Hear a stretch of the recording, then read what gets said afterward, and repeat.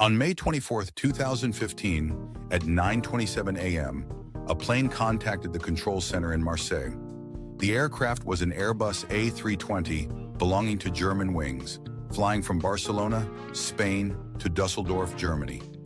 Everything was normal until 9:30 a.m., 3 minutes after takeoff, when the captain communicated with the control center, providing information about the altitude and speed.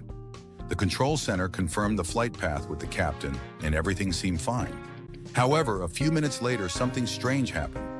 The control center noticed that the plane's altitude had dropped to 30,000 feet, which was 2,000 feet lower than the required altitude, and the descent continued over the next 6 minutes.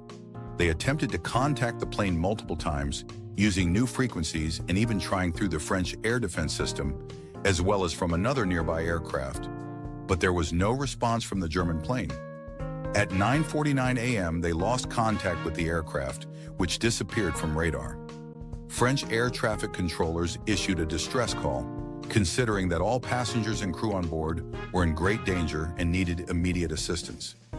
At exactly 9:41 a.m., the German plane crashed into a mountain in the Alps and was completely destroyed. What exactly happened, and why did this flight change aviation rules worldwide? For those watching me for the first time, I am Naim, and I talk about everything strange and mysterious on planet Earth. Today I will tell you the story of the hijacking of Flight 9525 of Germanwings. The plane crashed on a remote mountain, and because it was very difficult to reach the crash site, they had to bring an emergency crew by helicopter. The plane was completely destroyed, reduced to small pieces scattered over a wide area. The cockpit voice recorder and another flight data recorder were found during the first week of the search.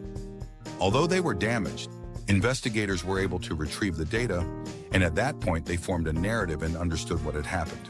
It was not an accident, it was indeed a crime. The plane was hijacked, but not by criminals or terrorists. Here's what happened. After the plane stabilized at the required altitude after takeoff, the captain left the cockpit to go to the bathroom at exactly 9:39 a.m. While he was in the bathroom, the altitude of the plane was changed at 9:34 a.m. When the captain returned from the bathroom and requested to enter the cockpit, the first officer did not open the door for him. Standing outside the door, the captain began to understand what was happening. The first officer had hijacked the plane. The problem was that there was no way for the captain to enter. You might say, isn't there any way to get in, or could they break the door? Yes, let me explain why. After the events that occurred in 2001, cockpit doors on planes were redesigned to protect the pilots and the aircraft from any potential threats. To enter the cockpit, a crew member must contact the captain through an intercom and press a button on the keypad by the door. At that point, a bell rings inside, and the captain can unlock the door. The second way is that the crew has an emergency code they can use if they have concerns or in case of an emergency involving someone inside the cockpit. In this case, if the emergency code is entered, the door will unlock temporarily for 30 seconds, and then it will close again, making it also not easy to enter. Now you might think, what if there were criminals on the plane who held one of the crew members hostage and forced them to give them the emergency code to enter the cockpit? Let me tell you that this is why they accounted for the possibility that pilots could disable the unlocking feature using the code from inside. This is exactly what the first officer did. He locked himself in and disabled all the ways for anyone to enter. He then began to gradually lower the altitude of the plane. The captain was outside, not knowing what to do. At 9:96 a.m., the cockpit voice recorder captured a loud and violent banging on the door as the captain tried to force his way in, but the door was designed to withstand hijackers and criminals, preventing anyone from entering. In the final moments, all passengers, crew members, and the captain realized they were going to die. Unfortunately, no one survived this incident. All 144 passengers, 4 crew members, the captain, and the first officer perished. Among the passengers was a full row of students from a school. The captain, Patrick Sonheimer, was 34 years old, had 2 children, and was very experienced in flying. In his last moments, he was trying to save the plane and the passengers. So why did the first officer do this? The first officer was 27 years old and had loved flying since he was young. He joined the flight academy of Lufthansa right after finishing high school, But after a few months of study, he stopped. He visited many eye and nerve doctors as he often saw halos, stars, lights, and flying insects. After many tests, nothing was found, and they told him it was a psychological issue, diagnosing him with a condition called psychosis and obsessive-compulsive disorder. They advised him to see a psychiatrist, but instead of going to a psychiatrist, he returned to the doctor who had helped him the first time and took medication like before, continuing his work, travel, and flying.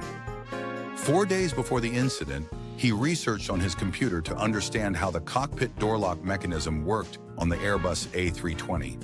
When they were initially flying from Düsseldorf to Barcelona, he experimented with the descent settings for a few seconds while the captain was out of the cockpit. He used the settings he had tested and caused the plane to crash. After this incident, here's what happened. Pilots are now required to undergo annual health and psychological evaluations, but they were not very strict about mental health. The bigger problem is that if a psychiatrist sees a pilot and knows that this pilot has disorders and is potentially dangerous, they would not report it to the airlines. Psychiatrists are bound by confidentiality laws, especially in Germany. So how can a problem like this be resolved? They could change the law in all countries to require all doctors to disclose patient information if they are going to work for airlines. This is very difficult. The solution proposed by the Aviation Safety Agency was that there should always be 2 people in the cockpit under any circumstances. So if the captain leaves, there should be 2 first officers present inside. If one of the first officers leaves, the captain remains inside with another first officer. The likelihood of 2 people having psychological disorders at the same time and sharing the same thoughts is very low.